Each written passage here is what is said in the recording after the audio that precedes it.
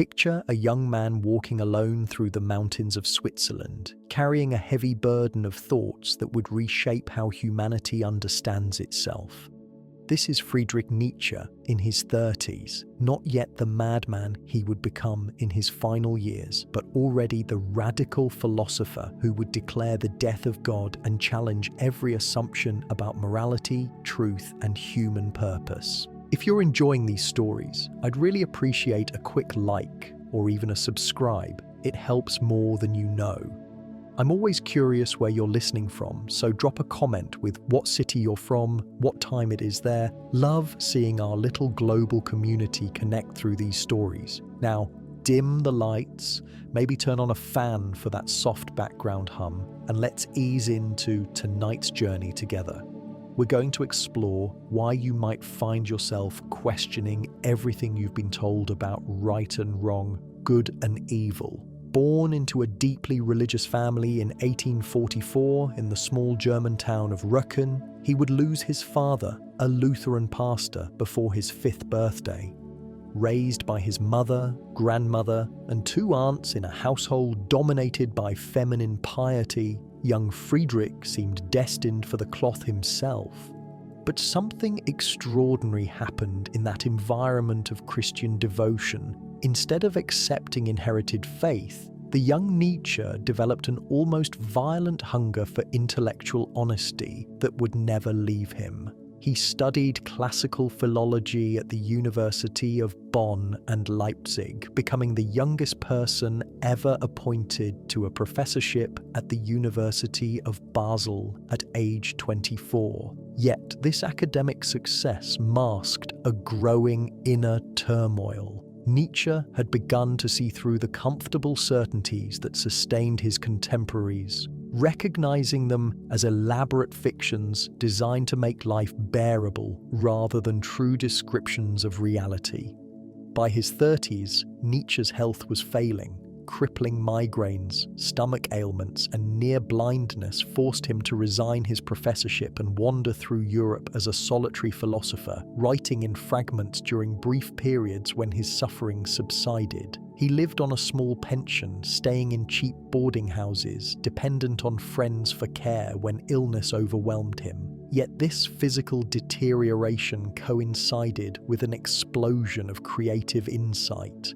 In rapid succession, he produced the works that would establish him as one of the most revolutionary thinkers in human history. The Gay Science, Thus Spoke Zarathustra, Beyond Good and Evil, and the Genealogy of Morals. What makes Nietzsche unique among philosophers is his refusal to offer consoling lies or false hopes. He looked directly at what he saw as the death of traditional values and found not despair, but an opportunity for human greatness. He showed us how to create our own values when the old ones crumble, how to affirm life even when it contains tremendous suffering, and how to become who we truly are rather than what others expect us to be. His philosophy is not abstract theory, but a practical guide for anyone who has ever felt trapped by conventional morality, social expectations, or the meaninglessness that comes when old certainties collapse. Through his concept of the Übermensch, his analysis of master and slave morality, and his doctrine of eternal recurrence, Nietzsche created a philosophy that speaks directly to our deepest concerns about authenticity, power, and the meaning of existence. He rejected both religious faith and scientific materialism, choosing instead a path that affirms human creativity and self-determination without requiring external validation. He became the voice of those who refused to surrender, either to comfortable conformity or to nihilistic despair about the human condition. His ideas remain as relevant today as they were 130 years ago, perhaps even more so in our age of collapsing institutions and competing ideologies. Part 1. The Death of God and the Crisis of Meaning. Imagine waking up one morning to discover that the entire framework of meaning that has sustained your civilization for over 1,000 years has suddenly become incredible. that the beliefs your ancestors died for now seem like children's stories, that the moral certainties that guided generations now appear arbitrary and groundless. This is the crisis that Nietzsche diagnosed as the central challenge of modernity, the death of God and the collapse of traditional Christian values. When Nietzsche proclaimed, "God is dead and we have killed him," he was not making a theological argument about the existence or non-existence of a divine being. Instead, he was announcing what he saw as a historical fact. Christian belief had lost its power to organize and give meaning to European civilization. The scientific revolution, Enlightenment criticism, and modern historical scholarship had undermined the intellectual foundations of religious faith. People might still go through the motions of belief, attend church services, and invoke God in their rhetoric, but the living reality of divine presence had vanished from their actual experience of the world. This death was not natural, but homicidal. "We have killed him," Nietzsche insisted, because the very intellectual honesty that Christianity had fostered, its commitment to truth above comfort, had eventually turned against Christian doctrine itself. The Christian emphasis on truthfulness, on examining one's conscience and confronting hard realities, had produced the critical thinking that made traditional religious belief impossible for honest intellectuals. Christianity had, in effect, committed suicide through its own highest virtue. Nietzsche illustrates this with his parable of the madman who runs through the marketplace at midday carrying a lantern, searching for God. When people mock him, asking where God could be hiding, the madman turns on them with terrifying intensity. "Where is God? I will tell you, we have killed him, you and I. All of us are his murderers. But how did we do this? How could we drink up the sea? Who gave us the sponge to wipe away the entire horizon? What were we doing when we unchained this earth from its sun?" The madman's questions revealed the magnitude of what has been lost. God was not simply a being among other beings, but the sun around which the entire solar system of meaning revolved. Divine command provided the foundation for moral obligation. Divine love gave dignity to human existence. Divine justice promised that virtue would ultimately be rewarded and evil punished.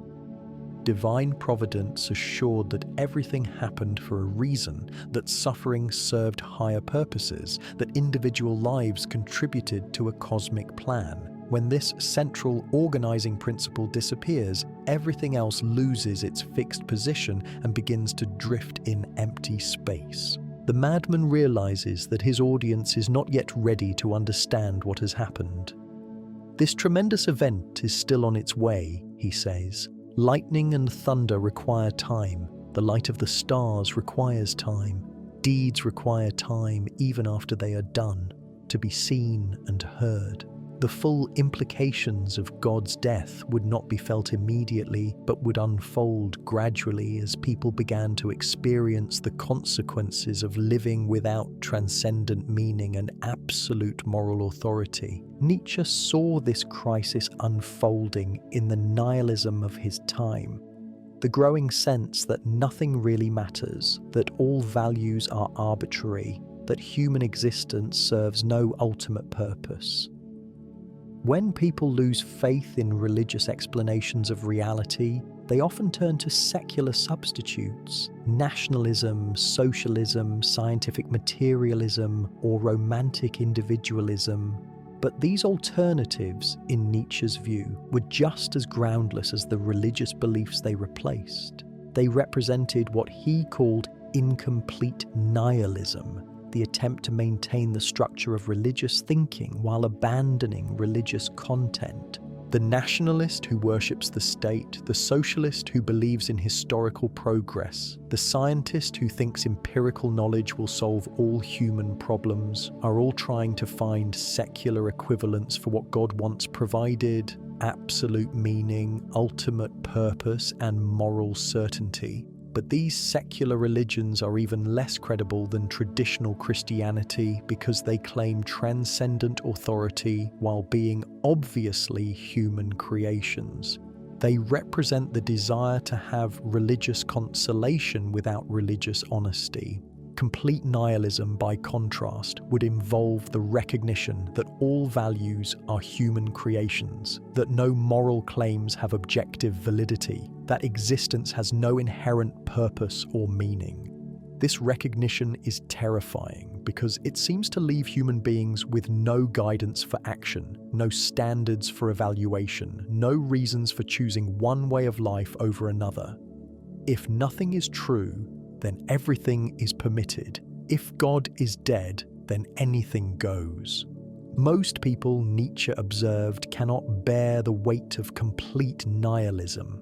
They retreat into various forms of escapism. They lose themselves in work or pleasure. They adopt conventional social roles without questioning them. They embrace political ideologies that promise to restore meaning to existence. They become what he called the last men, comfortable, complacent people who avoid difficult questions and seek only security and pleasure. They have given up on greatness, on the possibility that human existence might be noble or significant. But Nietzsche saw nihilism not as the end of the story, but as a necessary phase in human development. The recognition that traditional values are groundless creates the possibility of creating new values. The death of God liberates human beings from dependence on external authority and forces them to take responsibility for their own existence. The collapse of inherited meaning makes space for authentic self-creation. This transformation requires what Nietzsche called the revaluation of all values, a complete reconsideration of what makes life worth living. Instead of accepting moral judgments handed down by tradition, people must learn to evaluate actions and ways of life according to whether they enhance or diminish human power, creativity, and flourishing. Instead of seeking transcendent meaning, they must learn to create meaning through their own choices and commitments. The crisis of meaning that followed the death of God was not, therefore, something to be solved by finding new objects of worship or new sources of absolute truth.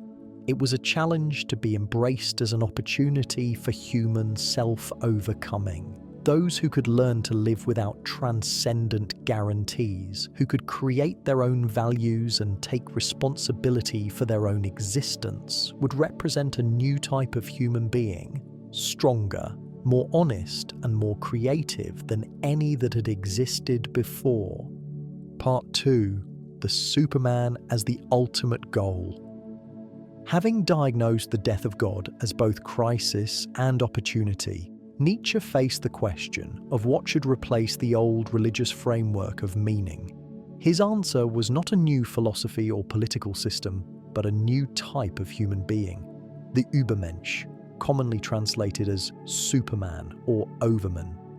This figure represents humanity's potential to transcend its current limitations and create something unprecedented in the history of consciousness. Nietzsche introduces the Übermensch through his literary masterpiece, Thus Spoke Zarathustra, where the ancient Persian prophet descends from his mountain retreat after 10 years of solitude to announce the death of God and proclaim the possibility of human self-overcoming. I teach you the Overman, Zarathustra declares. Man is something that shall be overcome. What have you done to overcome him? The Superman is not a political leader or social reformer, but someone who has learned to live authentically without external authority or validation.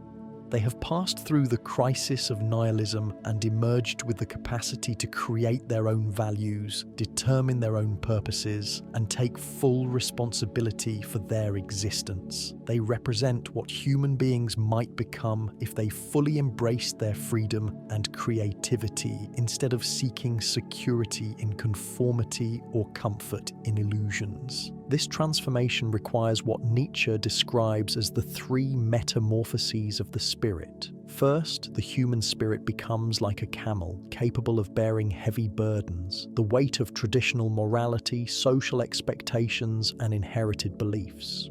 This stage involves learning to submit to authority, to follow rules, to accept the wisdom of the past. It is a necessary phase of development, but not the final one. Next, the spirit becomes like a lion, developing the strength to say no to external authority and traditional values. The lion learns to reject what others have determined is good and evil, true and false, worthy and unworthy. This is the critical phase where inherited beliefs are examined and found wanting, where the individual develops independence from social pressure and conventional wisdom. But the lion, while capable of destruction, cannot create new values. It can clear away the old, but cannot build something better in its place.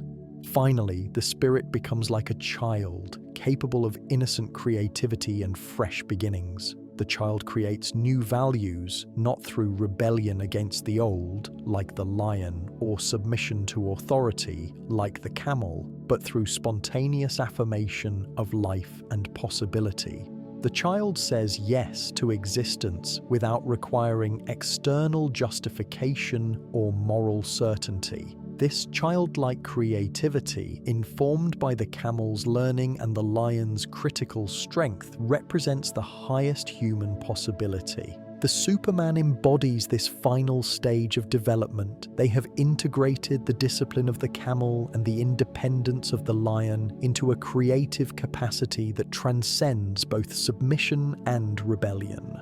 They do not reject all traditional values, like a nihilist, or accept them uncritically, like a conformist, but create new values based on their own experience of what enhances life and promotes human flourishing. This process of value creation is not arbitrary or purely subjective. The Superman evaluates different ways of living according to whether they increase or decrease human power, creativity, health, and joy.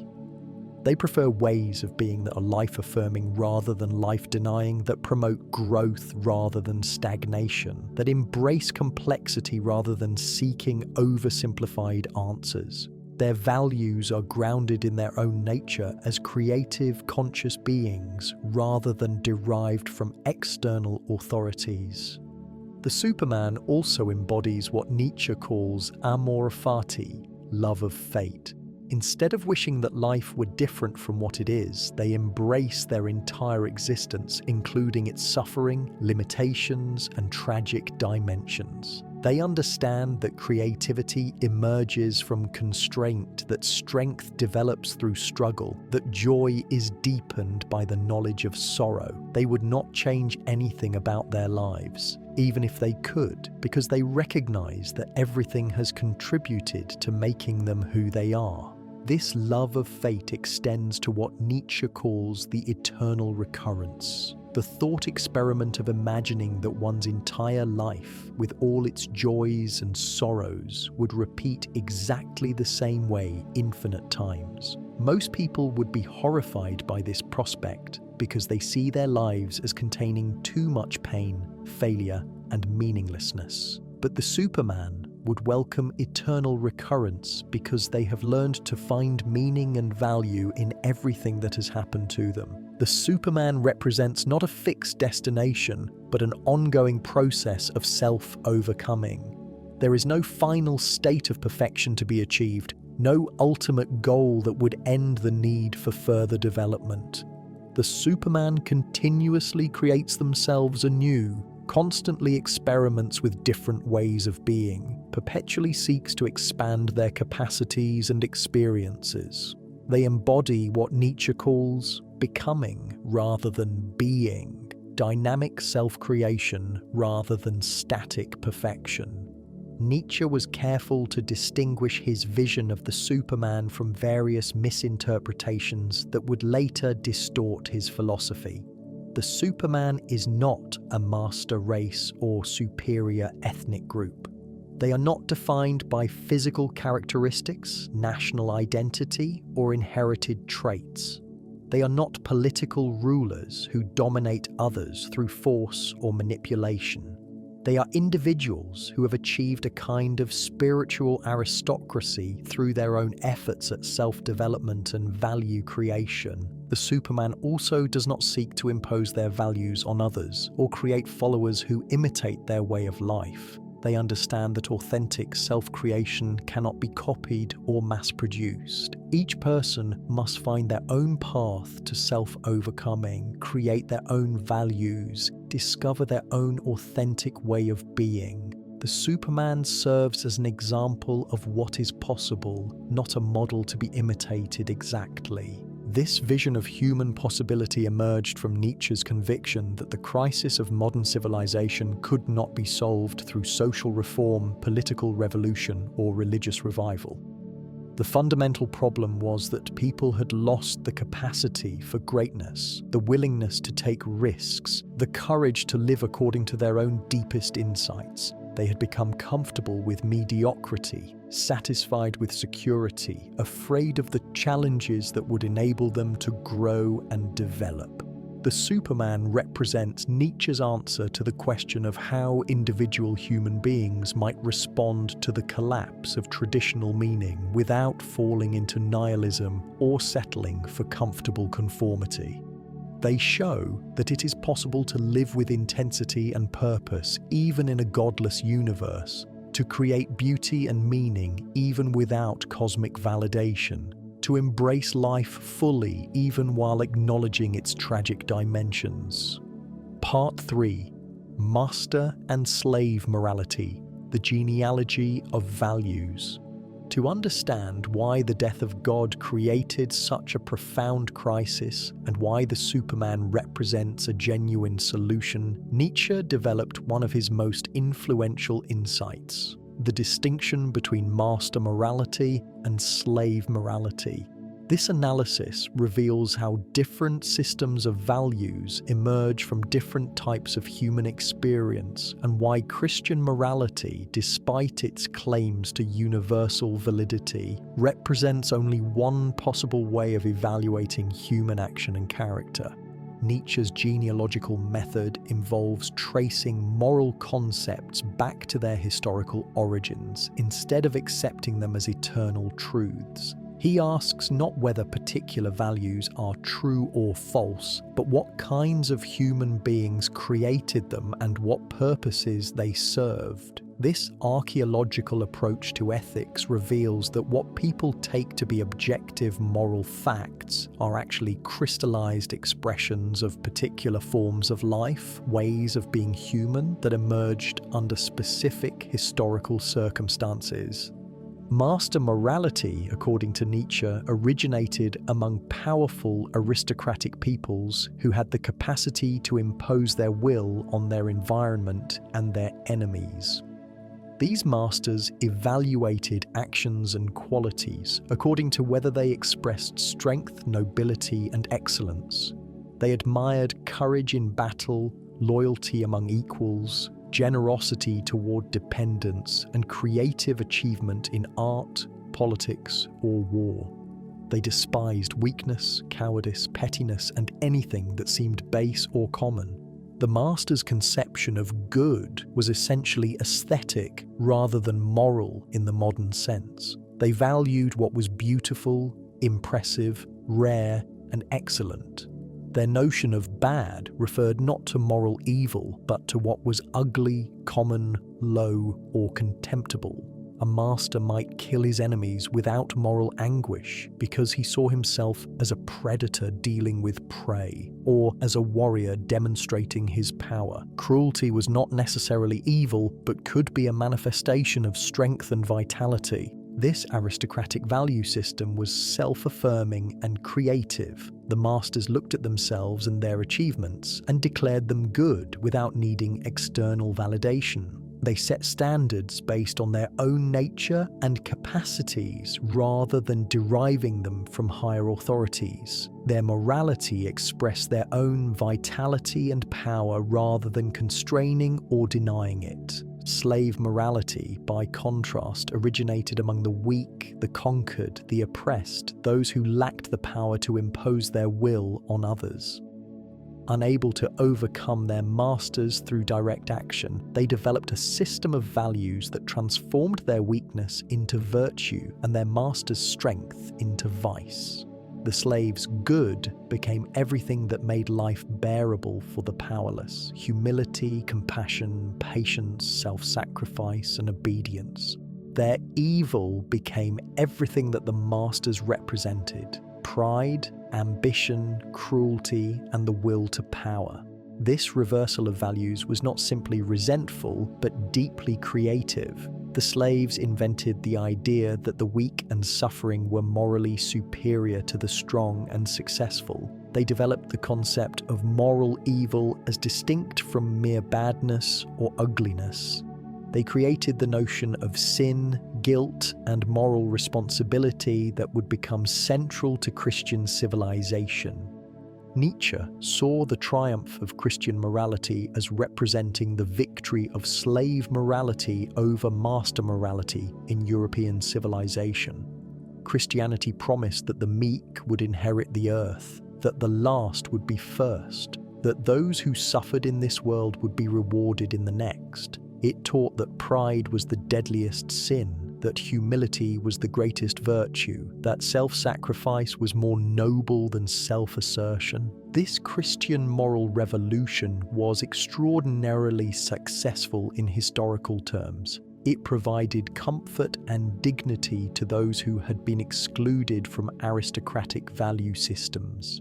It created institutions that cared for the sick, the poor, and the marginalized. It developed sophisticated intellectual traditions and produced great works of art, literature, and philosophy. It established the principle of human equality and laid the groundwork for modern concepts of human rights.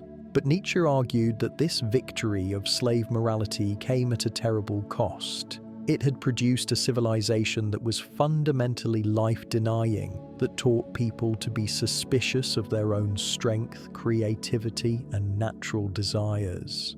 It had created what he called bad conscience, the tendency to turn aggression and creative energy inward against oneself rather than outward toward achievement and self-expression.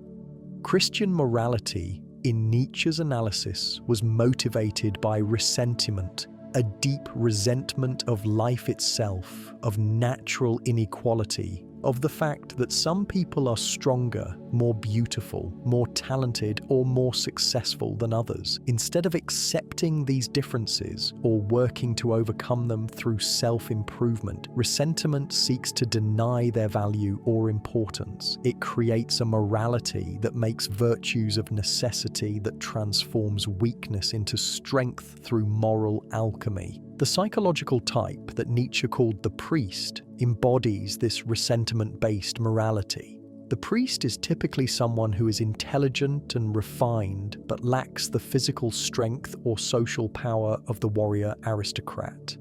Unable to compete directly with the masters, the priest creates alternative standards of value that elevate spiritual and moral qualities over physical and political ones.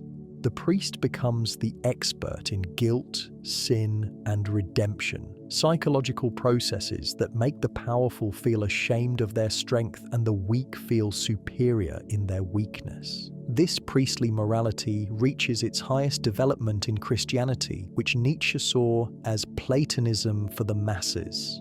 Like Plato's philosophy, Christianity devalues the sensible world in favor of a transcendent realm where different standards apply. The physical world becomes a vale of tears, a temporary prison from which the soul seeks escape. The body becomes the enemy of the spirit, natural desires become temptations to be resisted, earthly achievements become vanity and illusion. But Nietzsche's critique of slave morality was not simply a defense of aristocratic brutality or a rejection of compassion and justice. He recognized that slave morality had made important contributions to human development. particularly in its emphasis on psychological subtlety and moral complexity. The Christian examination of conscience had produced unprecedented levels of self-awareness and emotional sophistication. The focus on inner spiritual life had deepened human consciousness in ways that simple aristocratic values could not achieve. The problem with slave morality was not that it was entirely false or worthless, but that it had become dominant and exclusive, denying the legitimacy of any other approach to values. It had created a civilization that was afraid of its own strength, suspicious of excellence, and committed to leveling down rather than building up. It had produced what Nietzsche called the last men, comfortable, security-seeking people who had lost the capacity for greatness or the willingness to take risks. Nietzsche's genealogical analysis was meant to show that both master and slave moralities were human creations that served particular purposes under specific circumstances. Neither represented eternal truth about good and evil. Both expressed particular ways of being human, particular responses to the challenges of existence. Understanding their origins could free people from the tyranny of inherited moral systems and enable them to create new values appropriate to their own circumstances and aspirations. The Superman would transcend the opposition between master and slave morality by incorporating the best elements of both while being constrained by neither. They would combine the self-affirmation and creative energy of master morality with the psychological depth and compassion of slave morality. They would be strong without being cruel, compassionate without being weak, self-creating without being selfish. Part 4. The Will to Power, Life's Driving Force. At the heart of Nietzsche's mature philosophy lies his most controversial and misunderstood concept, the will to power. This is not a political theory about domination or a psychological theory about human motivation, but Nietzsche's attempt to identify the fundamental drive that characterizes all life and all existence. Understanding the will to power is essential for grasping why Nietzsche believed that traditional morality was life-denying and why the Superman represents a higher form of human existence. Nietzsche developed the concept of will to power partly in response to Arthur Schopenhauer's philosophy, which had deeply influenced him in his youth. Schopenhauer argued that existence was fundamentally characterized by will to life, a blind, irrational drive for survival and reproduction that condemned all living beings to endless striving and inevitable suffering. The wise response to this cosmic tragedy, Schopenhauer believed, was to deny the will to life through ascetic practices, aesthetic contemplation, and ultimately the elimination of all desire. But Nietzsche came to see Schopenhauer's analysis as profoundly mistaken.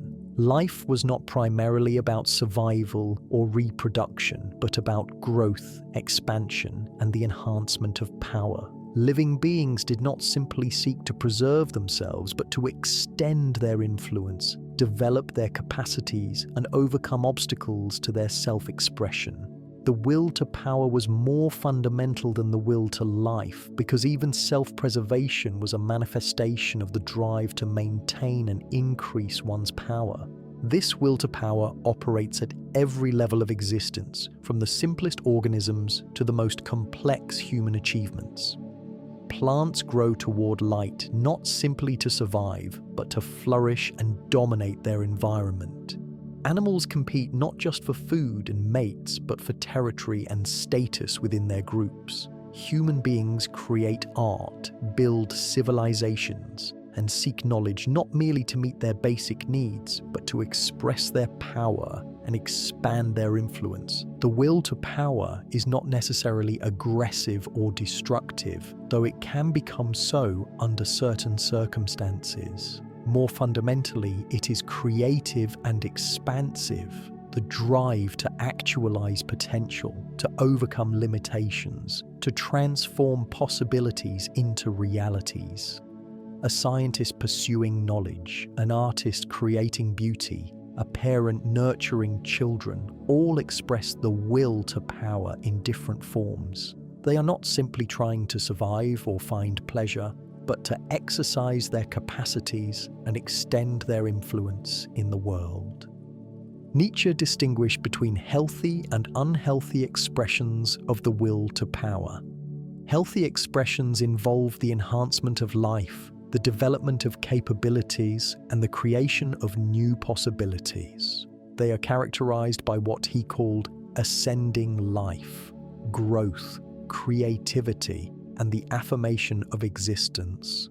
Unhealthy expressions involve the denial of life, the suppression of natural drives, and the attempt to achieve power through making others weak rather than making oneself strong. Traditional Christian morality, in Nietzsche's analysis, represented a particularly sophisticated form of unhealthy will to power.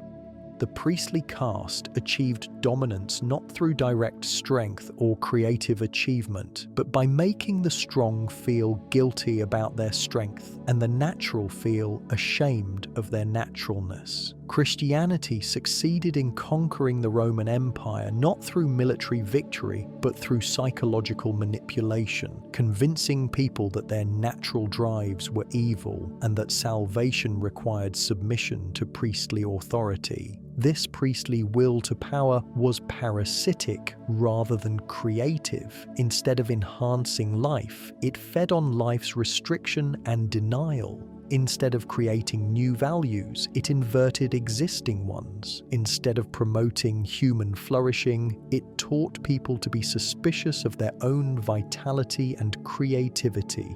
The priest gained power by making others weak, achieved influence by promoting dependence, found meaning by creating meaninglessness.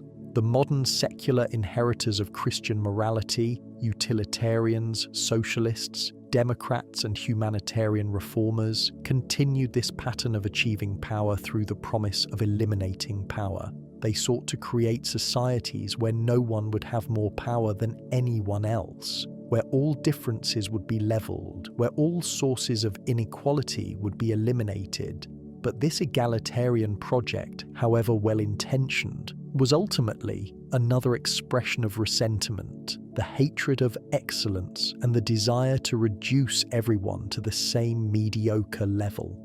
Healthy will to power, by contrast, seeks to enhance rather than diminish human capabilities. It promotes competition as a means of excellence rather than as a zero-sum struggle for resources. It values diversity of gifts and achievements rather than uniformity of outcomes. It understands that inequality is not an unfortunate accident to be corrected, but a natural result of different levels of talent, effort, and achievement. The Superman embodies the healthiest possible expression of will to power. They seek to maximize their own capabilities and achievements not at the expense of others, but as an inspiration and challenge to others. They compete not to crush their rivals, but to elevate the overall level of human performance. They create not to dominate, but to add beauty and meaning to existence. They command not through force or manipulation, but through the natural authority that comes from superior achievement and character. Nietzsche saw the will to power as operating in the realm of knowledge and truth, as well as in practical affairs.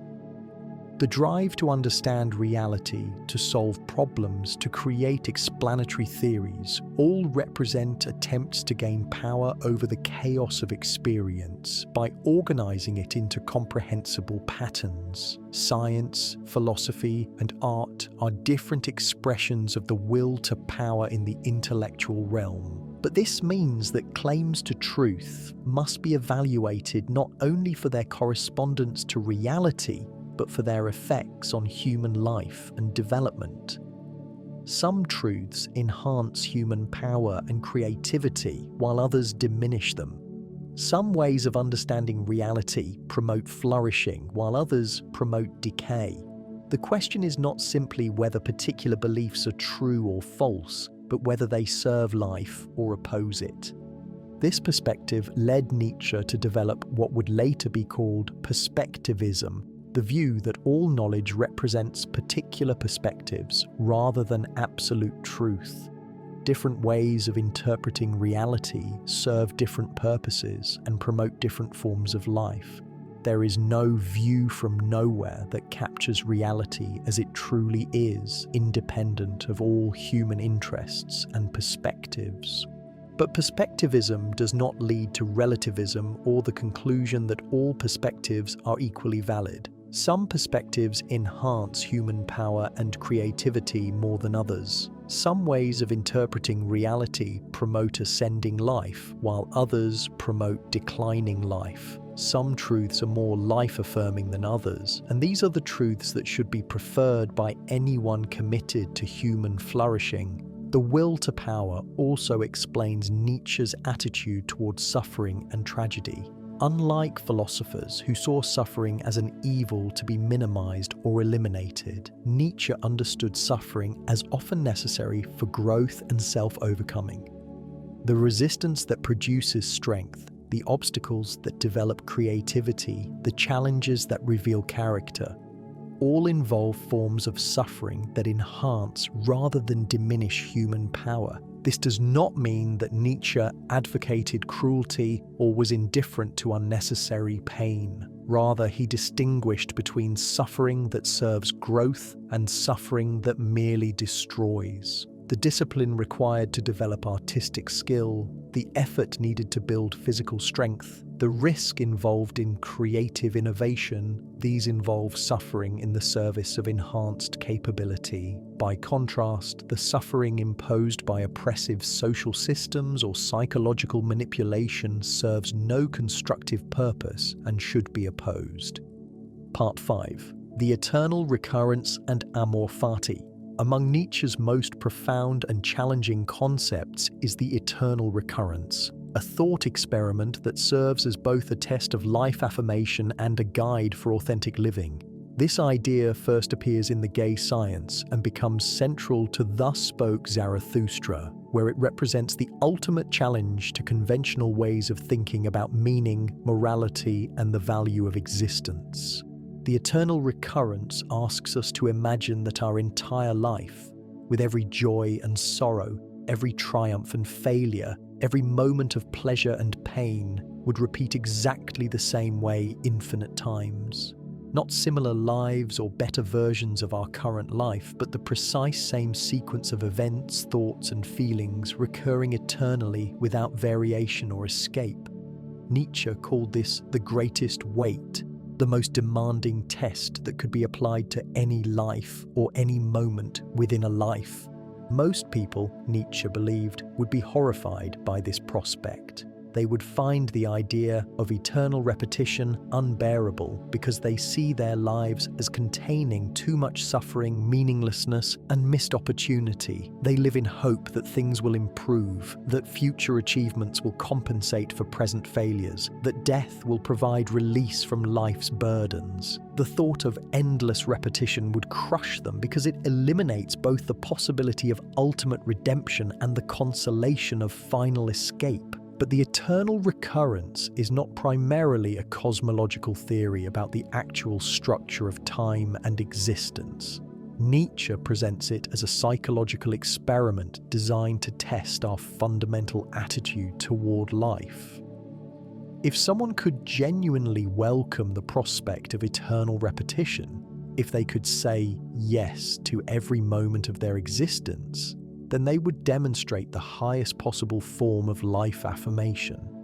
This ultimate yes-saying requires what Nietzsche calls amor fati, love of fate.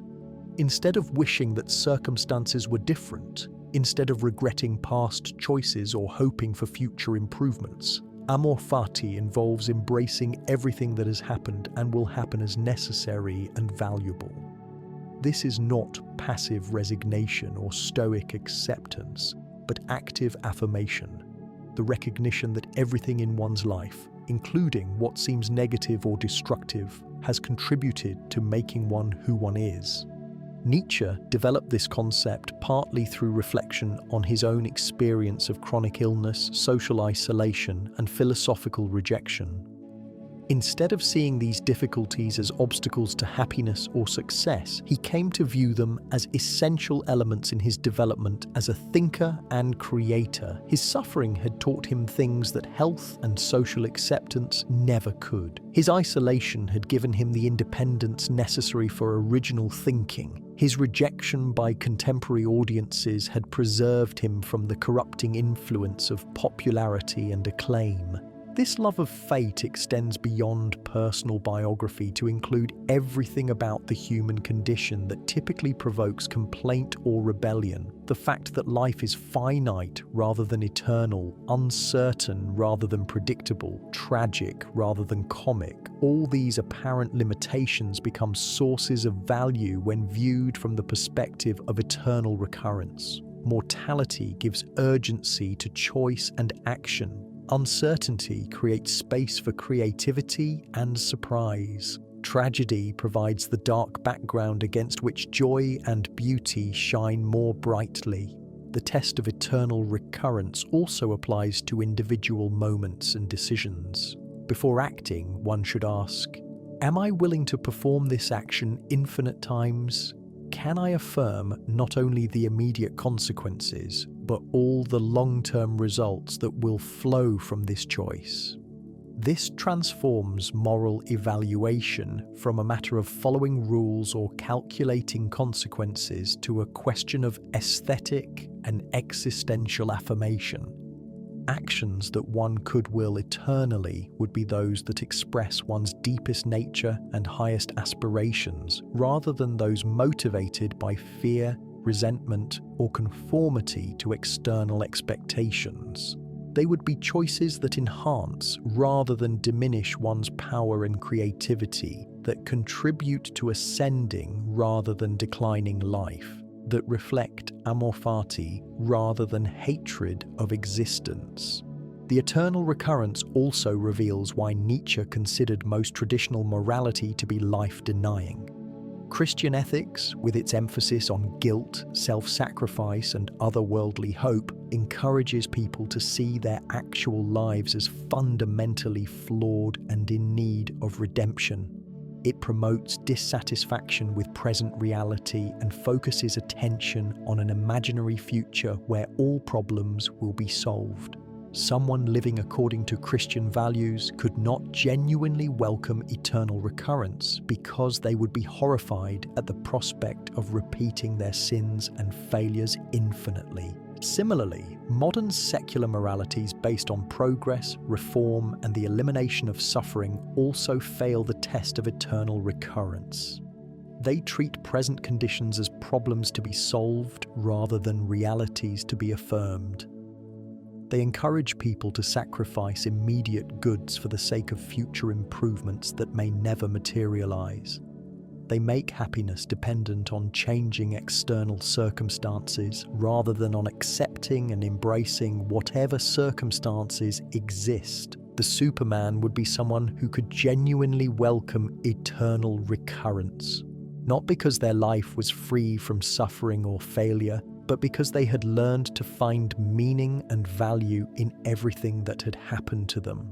They would represent what Nietzsche calls the Roman Caesar with Christ's soul, combining the strength and self-affirmation of master morality with the depth and compassion of slave morality, but without the life denial that characterized traditional Christianity.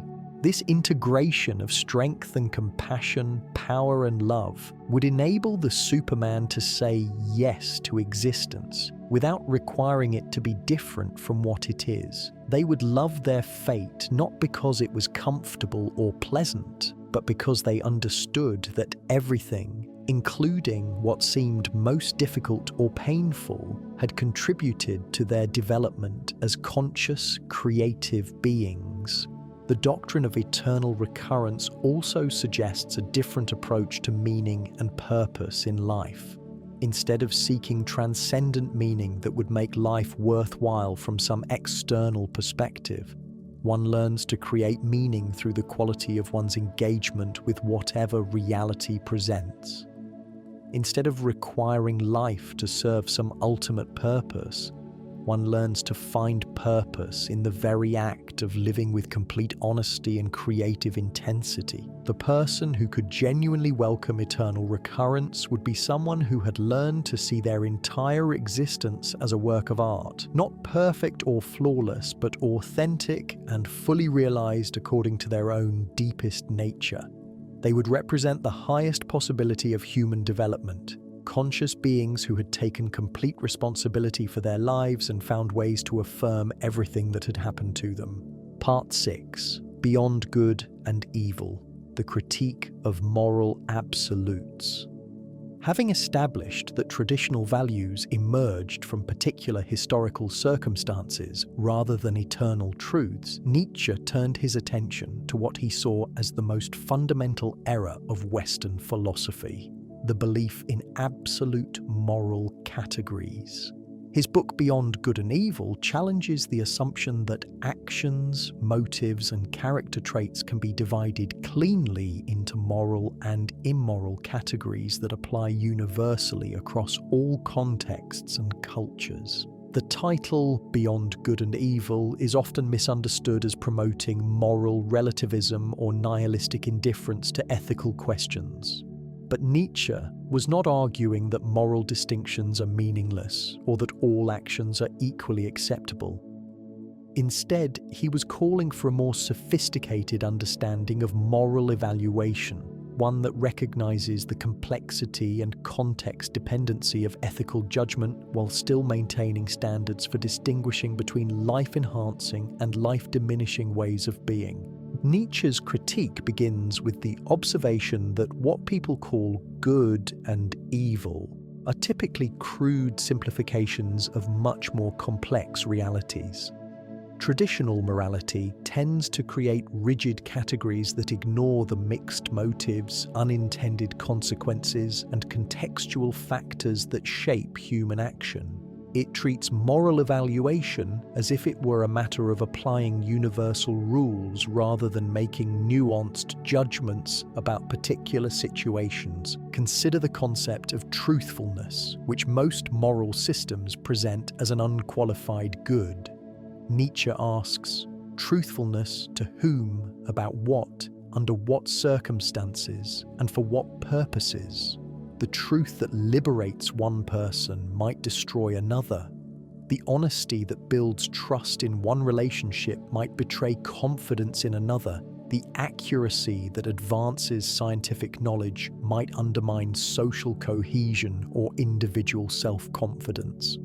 Similarly, concepts like compassion, justice, and courage become problematic when treated as absolute virtues rather than contextual responses to particular situations. Compassion can enable weakness and dependency as easily as it can provide genuine help.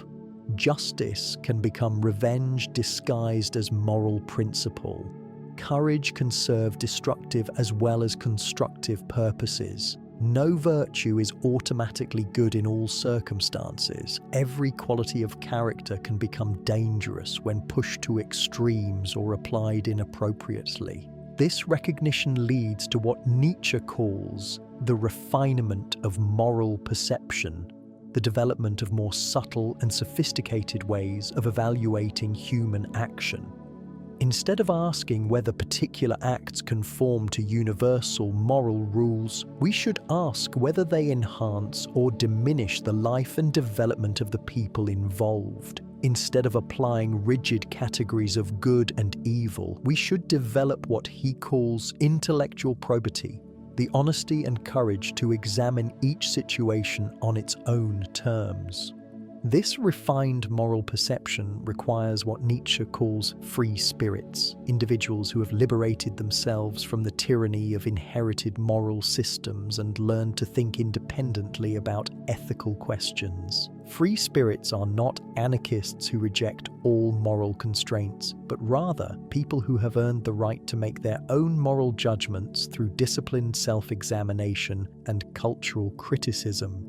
The development of free spirits involves several stages. First comes the recognition that inherited moral systems are human creations rather than divine commandments or natural laws. This creates what Nietzsche calls the dangerous maybe, the unsettling realization that things might be fundamentally different from what one has been taught to believe. Next comes the difficult work of examining one's own motives, assumptions, and values with ruthless honesty. This requires what Nietzsche calls self-vivisection, the willingness to dissect one's own moral beliefs and psychological patterns, even when the process is painful or threatens one's self-image. Finally comes the creative task of developing new values and ways of life that serve human flourishing rather than inhibiting it.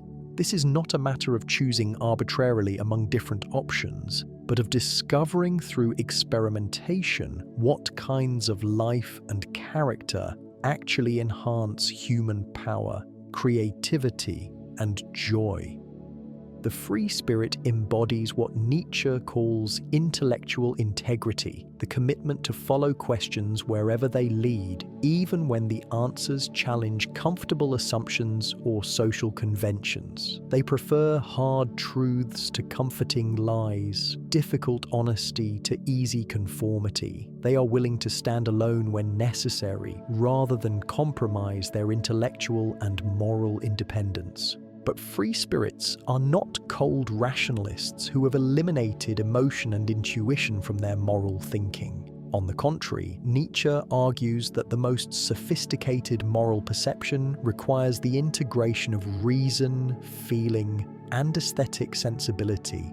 Moral judgment at its highest level becomes a form of artistic creation, the ability to perceive the subtle qualities that make some ways of life more beautiful, elegant, and life-enhancing than others. This aesthetic approach to ethics does not mean that moral questions become matters of mere taste or personal preference. Beauty, in Nietzsche's understanding, is not arbitrary, but reflects deep structures of order, harmony, and vitality that connect to fundamental patterns of life and growth. The most beautiful ways of living are those that most fully express human potential while remaining sustainable and life-affirming over time. The movement beyond good and evil also involves what Nietzsche calls the naturalization of humanity, the recognition that human beings are natural creatures whose moral capacities evolved through natural processes rather than being implanted by supernatural intervention. This naturalistic perspective does not reduce human beings to mere animals, but it does locate human moral development within the broader context of natural selection and cultural evolution. From this naturalistic perspective, moral systems can be evaluated according to their effects on human development and flourishing. Those that enhance human capabilities, promote creative achievement, and enable sustainable forms of social cooperation represent evolutionary advances over those that inhibit development, discourage excellence, or create unsustainable social tensions. The philosopher who moves beyond good and evil becomes what Nietzsche calls a physician of culture. Someone who can diagnose the health or sickness of different moral systems and prescribe remedies for cultural ailments. They develop the ability to see through moral pretensions and identify the psychological and social functions that different value systems actually serve, regardless of what they claim to serve. Part 7. The Critique of Christianity and Western Morality. No aspect of Nietzsche's philosophy generated more controversy during his lifetime or has been more misunderstood since his death than his sustained critique of Christianity and the moral tradition it established in Western civilization. His famous declaration that he was the Antichrist was not motivated by hatred of religious believers or desire to promote cruelty and immorality, but by his conviction that Christian morality, however well-intentioned, had become a fundamental obstacle to human development and cultural health. Nietzsche's critique of Christianity operates on multiple levels: psychological, moral, cultural, and philosophical. He argues that Christian belief systems promote unhealthy psychological patterns, that Christian moral teachings inhibit human flourishing, that Christian culture discourages excellence and creativity, and that Christian philosophy rests on false assumptions about the nature of reality and value. At the psychological level, Nietzsche saw Christianity as institutionalizing and legitimizing what he called sickly mental patterns, particularly guilt, self-hatred, and the denial of natural human drives. The Christian emphasis on sin and the need for redemption teaches people to regard their own nature as fundamentally corrupt and in need of external salvation. This creates what Nietzsche calls bad conscience, the turning of natural, aggressive, and creative energies inward against oneself rather than outward toward achievement and self-expression. The Christian preoccupation with moral purity and spiritual perfection leads to unhealthy forms of self-scrutiny and self-condemnation. Instead of accepting themselves as complex beings with mixed motives and conflicting desires, Christians are taught to engage in constant moral bookkeeping, examining their thoughts and feelings for signs of sin and impurity. This psychological pattern, in Nietzsche's view, produces neurosis, self-doubt, and the inability to act decisively and creatively. The Christian promise of eternal reward and punishment also distorts natural psychological development by making moral action dependent on supernatural consequences rather than intrinsic value. People learn to be good not because goodness enhances life and promotes flourishing, but because they fear divine punishment or hope for heavenly reward. This reduces moral development to a form of cosmic prudence rather than authentic character development. At the moral level, Nietzsche argues that Christian ethics systematically promotes weakness over strength, dependence over independence, and conformity over excellence. The Christian emphasis on humility, self-sacrifice, and turning the other cheek teaches people to accept rather than resist conditions that diminish their dignity and power. The Christian idealization of poverty, suffering, and martyrdom makes virtues of conditions that naturally healthy people would seek to overcome. The Christian commandment to love your enemies strikes Nietzsche as particularly pernicious because it prevents the natural responses that would protect individuals and communities from exploitation and abuse. By teaching people to respond to cruelty with forgiveness and to aggression with submission, Christianity creates conditions that favor predators over their prey and parasites over their hosts. The Christian emphasis on equality before God, while admirable in some respects, also promotes what Nietzsche calls leveling tendencies that discourage excellence and achievement. If all souls are equally valuable in divine perspective, then earthly distinctions based on talent, effort, and accomplishment become spiritually meaningless. This creates cultures that are suspicious of outstanding achievement and committed to reducing everyone to the same mediocre level. At the cultural level, Nietzsche sees Christianity as having produced a civilization that is fundamentally hostile to the qualities that make human life worth living: beauty, strength, nobility, creative achievement, and the affirmation of natural existence. Christian culture, with its emphasis on otherworldly concerns and spiritual rather than earthly goods, discourages the development of art, philosophy, and political institutions that could enhance human life in this world. The Christian dualism between soul and body, spirit and matter, this world and the next, creates an artificial separation between aspects of human experience that should be integrated. Instead of seeing human beings as unified creatures whose physical, emotional, intellectual, and spiritual dimensions all contribute to flourishing, Christianity teaches people to privilege the spiritual over the physical and to treat bodily existence as an obstacle to spiritual development. This dualistic thinking extends to Christian attitudes towards sexuality, pleasure, and worldly success. Natural human desires and achievements are treated as temptations that distract from spiritual concerns rather than as legitimate aspects of human flourishing that can be integrated into a healthy and complete life. At the philosophical level, Nietzsche argues that Christianity rests on metaphysical assumptions about the nature of reality that cannot be sustained by honest inquiry. The Christian belief in absolute moral laws, supernatural intervention in natural processes, and the ultimate meaningfulness of existence requires what Nietzsche calls faith against reason. The willingness to believe things that contradict both empirical evidence and logical analysis. The Christian attempt to ground moral obligations in divine commands makes ethical behavior dependent on theological beliefs that many thoughtful people can no longer accept. When belief in God becomes intellectually untenable, the entire moral system that depends on divine authority begins to collapse, leading to the nihilistic crisis that Nietzsche diagnosed in modern culture.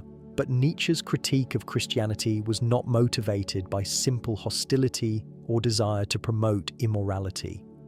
He recognized that Christianity had made important contributions to human development, particularly in its emphasis on psychological introspection, moral sensitivity, and concern for the weak and marginalized. The Christian examination of conscience had produced unprecedented levels of self-awareness and emotional sophistication.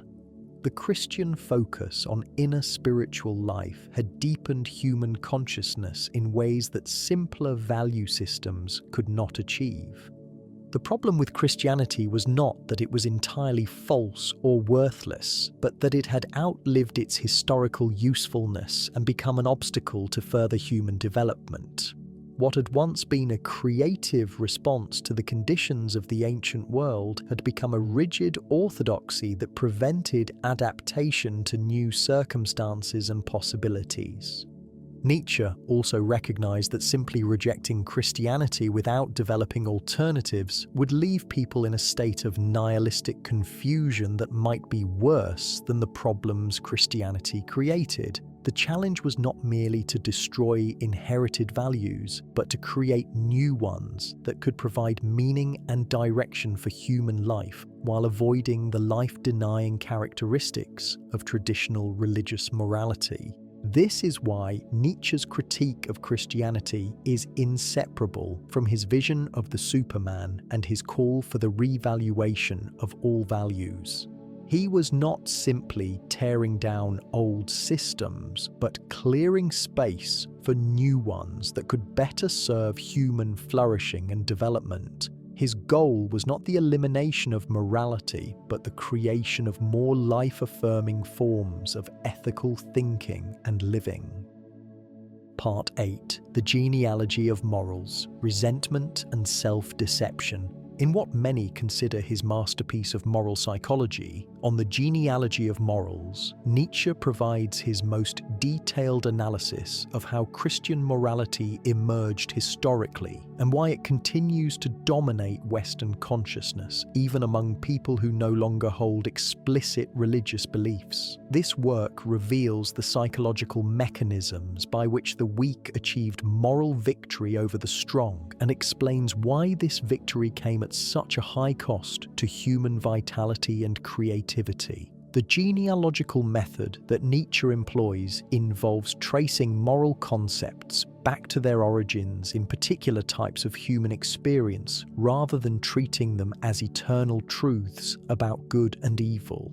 By understanding how concepts like guilt, conscience, punishment, and responsibility developed historically, we can better understand their psychological functions and evaluate whether they serve or hinder human flourishing.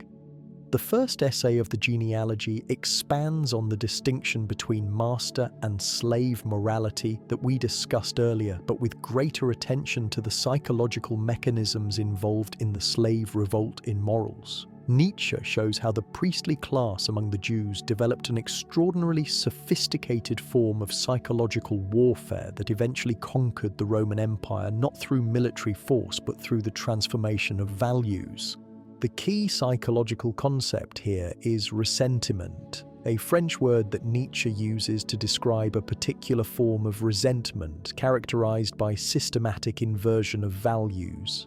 Unlike healthy anger, which leads to direct action against the source of frustration, ressentiment involves the inability to act directly combined with a burning desire for revenge that expresses itself through moral condemnation and psychological manipulation.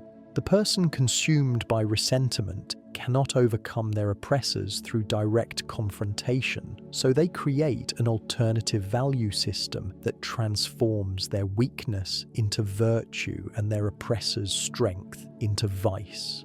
They develop what Nietzsche calls priestly vindictiveness, the ability to make their enemies feel guilty about their superiority and ashamed of their natural advantages. This process involves several sophisticated psychological maneuvers.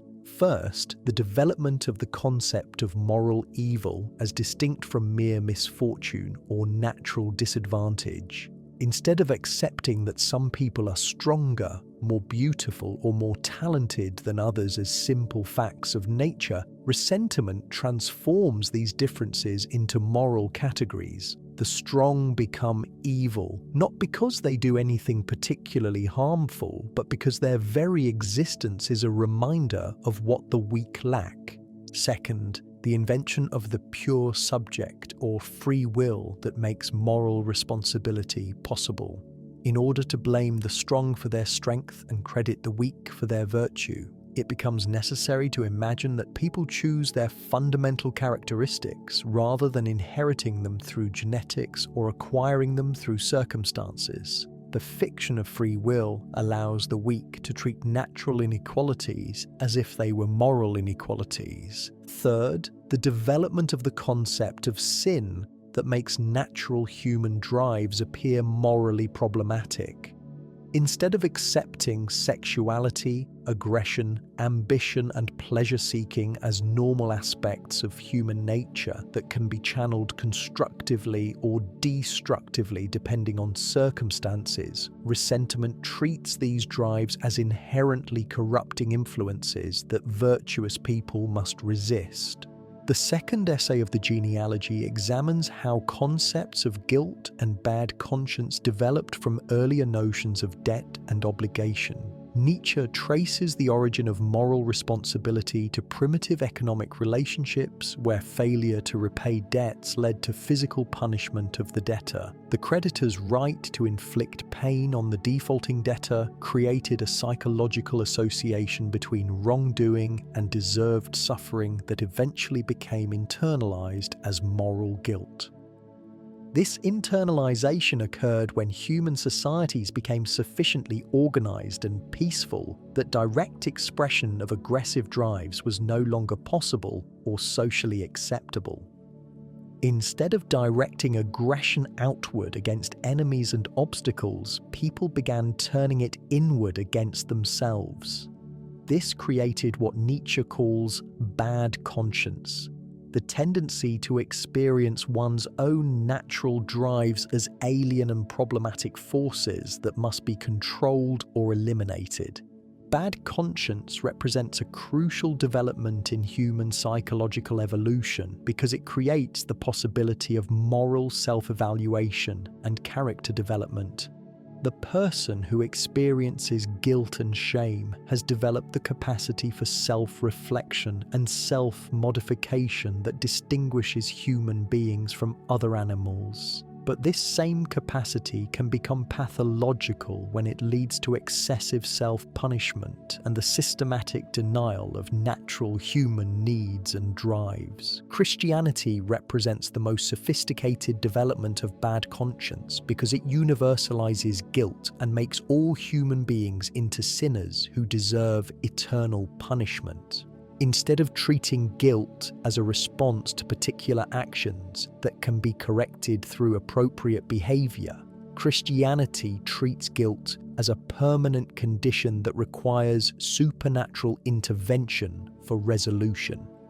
This creates what Nietzsche calls the sick animal man, a creature that has become alienated from its own nature and capable of extraordinary cruelty toward itself and others. The third essay examines the ascetic ideal that emerges when bad conscience reaches its highest development. The ascetic seeks to overcome the guilt and internal conflict created by bad conscience through the systematic denial of all natural human drives and desires. The monk, the philosopher, the scientist, and the artist all represent different forms of asceticism, attempts to escape from the suffering created by natural human existence through various forms of self-denial and otherworldly focus. Nietzsche is careful to distinguish between healthy and unhealthy forms of asceticism. Some degree of self-discipline and the ability to delay gratification are necessary for any significant human achievement.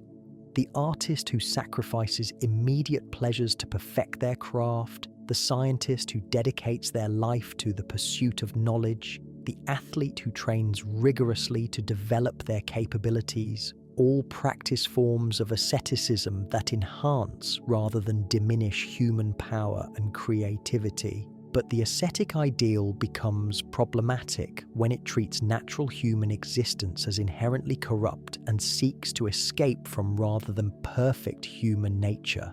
The Christian monk, who sees sexuality, worldly ambition, and physical pleasure as obstacles to spiritual development, represents an extreme form of life denial that prevents the integration of human capacities that could lead to genuine flourishing. The ascetic ideal persists, even in secular forms, because it provides meaning and direction for people who cannot bear the apparent meaninglessness of natural existence.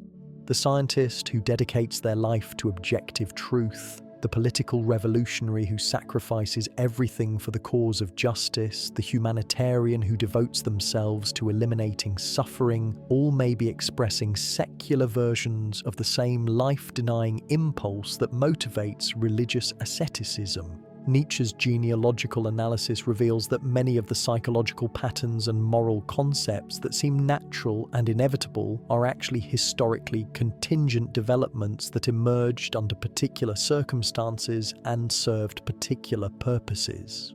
Understanding their origins makes it possible to evaluate whether they continue to serve human flourishing or have become obstacles to further development. Part 9. The free spirit and intellectual independence. As Nietzsche's philosophy matured, he developed an increasingly clear vision of what he considered the highest type of human being in the modern world, the free spirit, who had liberated themselves from the constraints of inherited beliefs, social conformity, and moral orthodoxy. The free spirit represents not an end point, but a stage in human development, a necessary phase in the evolution toward the Superman that requires the courage to think independently about the most fundamental questions of existence. The development of free spirits begins with what Nietzsche calls the Great Liberation, the moment when someone realizes that the beliefs and values they inherited from their culture are not eternal truths, but human creations that can be questioned, evaluated, and potentially replaced. This realization is both exhilarating and terrifying because it removes the psychological security that comes from belonging to a community of shared beliefs while not immediately providing alternative sources of meaning meaning and direction. The process of becoming a free spirit involves several distinct phases, each with its own challenges and dangers. The first phase Nietzsche calls the spirit of gravity, the period when someone is still bound by conventional beliefs and social expectations, unable to imagine alternatives to established ways of thinking and living. Most people remain in this phase their entire lives, never questioning the fundamental assumptions that govern their existence. The second phase involves what Nietzsche calls the camel, the development of intellectual strength and discipline through the mastery of existing cultural traditions. The future free spirit must first become thoroughly educated in the dominant ideas and values of their civilization before they can effectively criticize them. This requires patience, humility, and the willingness to suspend judgment while learning from traditions one may ultimately reject. The third phase involves the lion, the development of critical independence and the courage to say no to established authority. The lion learns to recognize the arbitrariness and contingency of inherited beliefs and develops the intellectual strength to resist social pressure and conventional wisdom. But the lion, while capable of destruction, cannot create new values to replace the old ones. The final phase involves the child, the development of creative capacity and the ability to generate new possibilities for human existence.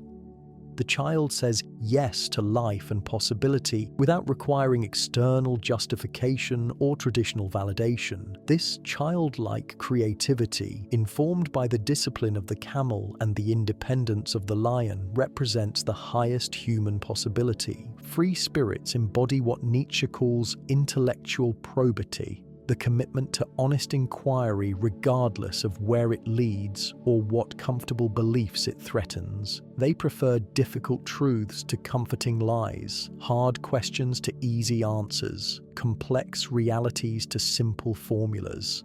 They are willing to stand alone when necessary, rather than compromise their intellectual integrity for the sake of social acceptance or personal comfort. This intellectual independence requires what Nietzsche calls solitude, not necessarily physical isolation, but psychological independence from the need for constant validation and approval from others. Free spirits must learn to trust their own judgment even when it conflicts with majority opinion, to find satisfaction in their own discoveries and insights rather than depending on external recognition or reward. But solitude also involves significant costs and dangers. The free spirit risks alienation from their community, misunderstanding from family and friends, and the psychological burden of taking full responsibility for their own beliefs and choices. They may experience what Nietzsche calls the loneliness of the higher men, the isolation that comes from outgrowing the beliefs and values that connect them to others.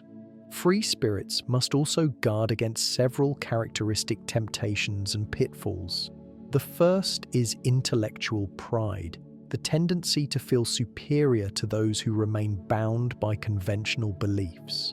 Nietzsche warns that intellectual independence can become another form of vanity if it leads to contempt for others rather than compassion for the human condition. The second temptation is premature systematization, the desire to create new philosophical systems or ideologies to replace the old ones. Nietzsche argues that authentic free spirits remain experimental and tentative in their conclusions, preferring to keep questions open rather than rushing to create new orthodoxies that might become as rigid as the ones they replaced. The third danger is nihilistic despair, the possibility that critical analysis will destroy old beliefs without generating new sources of meaning and value. Some free spirits become paralyzed by their recognition of the arbitrariness of all human values and lose the capacity for commitment and creative action. To avoid these pitfalls, authentic free spirits must cultivate what Nietzsche calls intellectual cheerfulness, or the gay science. the ability to approach serious questions with lightness and playfulness rather than grim seriousness. They learn to see the creative destruction of old beliefs not as a tragedy, but as an opportunity for new possibilities. They develop what Nietzsche calls dancing in chains, the ability to find freedom and creativity within whatever constraints they cannot change. Free spirits also practice what Nietzsche calls experimenting with oneself, the willingness to try different ways of living, thinking, and being without committing permanently to any single approach. They treat their own lives as laboratories for testing different values and possibilities, always remaining open to modification based on experience and reflection. This experimental attitude extends to relationships, careers, beliefs, and lifestyle choices. Free spirits avoid premature commitment to particular paths or identities, preferring to maintain flexibility and openness to change. They understand that authentic self-development requires the courage to outgrow earlier versions of oneself rather than clinging to consistency for its own sake. The ultimate goal of intellectual independence is not skepticism or relativism, but the development of more refined and sophisticated forms of judgment. Free spirits learn to evaluate ideas and values according to subtle criteria that transcend simple categories of true and false, good and evil. They develop what Nietzsche calls taste, the aesthetic and moral sensibility that enables them to distinguish between life-enhancing and life-diminishing possibilities. Part 10. Legacy and the Eternal Dance of Self-Creation. Friedrich Nietzsche's mental collapse in 1889, at the age of 44, marked the end of his productive philosophical career, but the beginning of his profound influence on modern thought. Found weeping over a beaten horse in the streets of Turin, he spent his final 11 years in mental darkness, cared for by his mother and sister while his ideas gradually revolutionized philosophy, psychology, literature, and culture. His early death left many questions unanswered and many projects unfinished, but the framework he established continues to challenge and inspire thinkers grappling with the fundamental questions of human existence. The relevance of Nietzsche's philosophy has only grown in the century and a half since his major works appeared. His diagnosis of nihilism and the death of traditional values proves increasingly accurate as religious belief continues to decline and secular ideologies fail to provide satisfying replacements. His analysis of resentment and slave morality illuminates contemporary political and cultural conflicts where groups compete to claim the moral high ground through narratives of victimization and oppression. His vision of self-creation and authentic living speaks to generations raised on individual choice, but struggling to find meaningful ways to exercise that freedom. Contemporary readers encounter Nietzsche in a world that has witnessed both the darkest possibilities he warned against and glimmers of the human potential he envisioned. The 20th century saw the rise of totalitarian movements that perverted his ideas about power and superiority into genocidal ideologies of racial and national supremacy. But it also saw individuals and communities that embodied his vision of creative self-overcoming, authentic living, and the courage to create new values in the face of uncertainty. The misappropriation of Nietzsche's ideas by Nazi ideology represents one of the greatest tragedies in the history of philosophy. His sister Elizabeth, who controlled his manuscripts after his mental collapse, systematically edited and arranged his writings to support German nationalism and anti-Semitism, positions that contradicted his actual views. The concept of the Superman was distorted into a racist fantasy of Aryan superiority, while his critique of Christian morality was twisted into justification for cruelty and domination.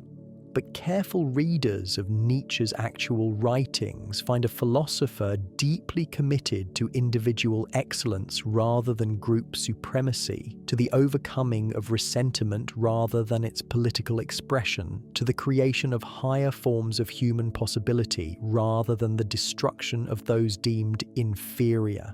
His vision of the Superman explicitly transcends racial and national categories, focusing on psychological and spiritual development that could potentially emerge within any cultural context.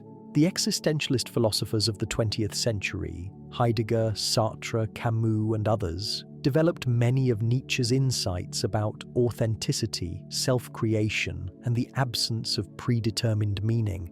They explored the anxiety and freedom that come with recognizing that existence precedes essence, that human beings must create their own purposes rather than discovering them ready-made in nature or revelation.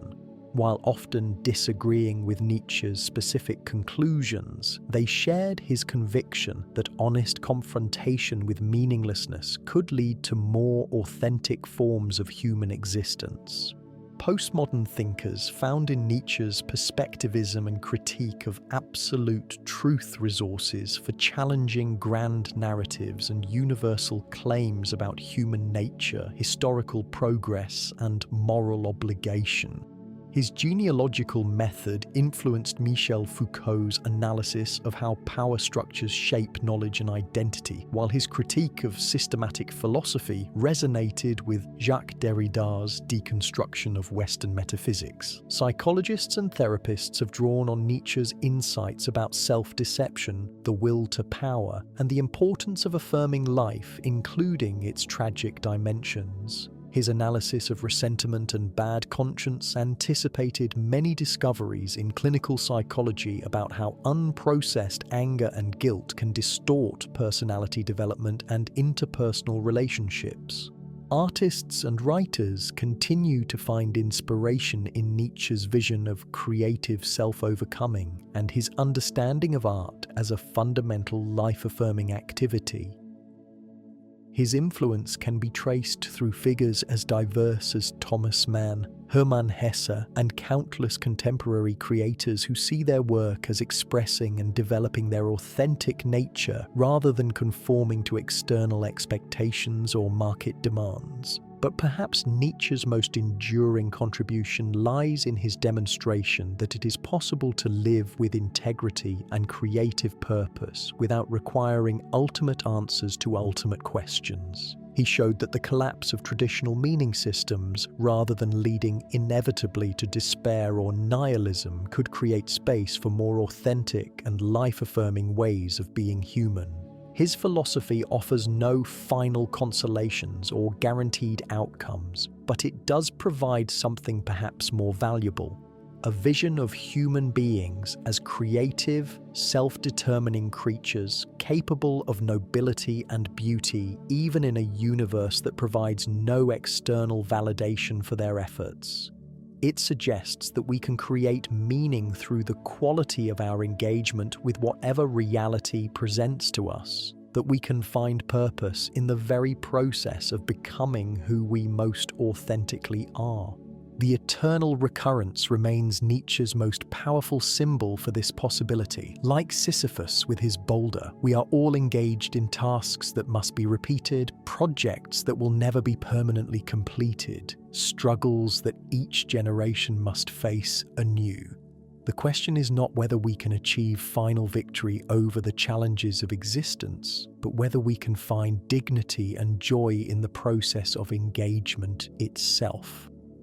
Nietzsche's answer is that we can, if we learn to love our fate without requiring it to be different from what it is, if we develop the courage to create our own values while remaining open to growth and change, if we embrace the responsibility of self-creation while maintaining compassion for others engaged in the same fundamental task. In our current era of rapid technological change, cultural fragmentation, and ideological polarization, Nietzsche's philosophy offers resources for navigating uncertainty without falling into dogmatism or despair.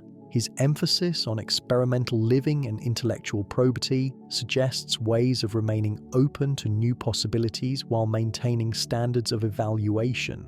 His critique of resentment provides tools for recognizing when political and cultural movements are driven more by hatred of excellence than by genuine concern for justice.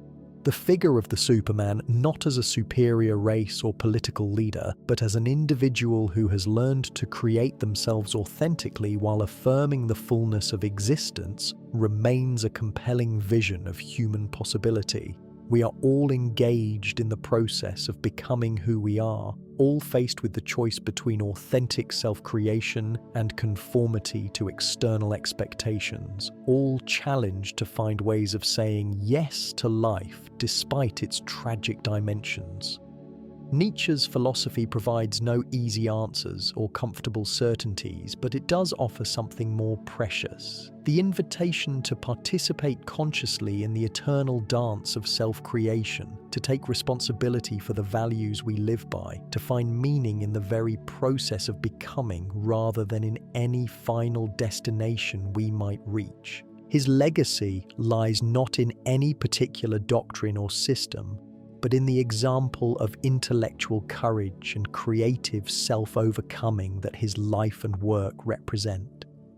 He showed that it is possible to look directly at the most challenging truths about human existence and find in them not reasons for despair, but opportunities for greatness. In doing so, he opened paths that each person must walk in their own way, creating themselves anew with each choice, each commitment, each moment of authentic engagement with the mystery of being human in an uncertain world.